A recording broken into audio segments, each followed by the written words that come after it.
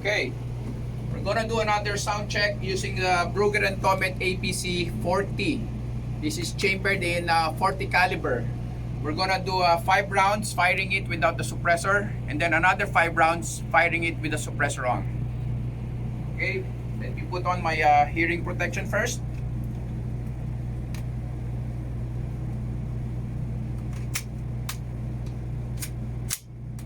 Okay, first 5 rounds without the suppressor.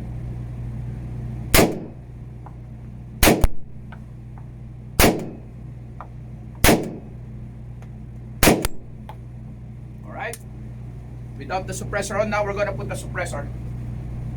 This is the Resolute Triland suppressor for the Brugger & Comet. Alright.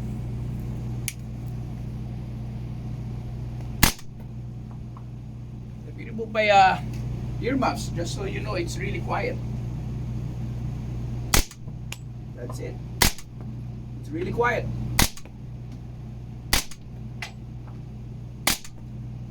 Sarap. So, that's the Resolute Monocore suppressor for the Brugger & Comet APC40 40 caliber suppressor. Perfect.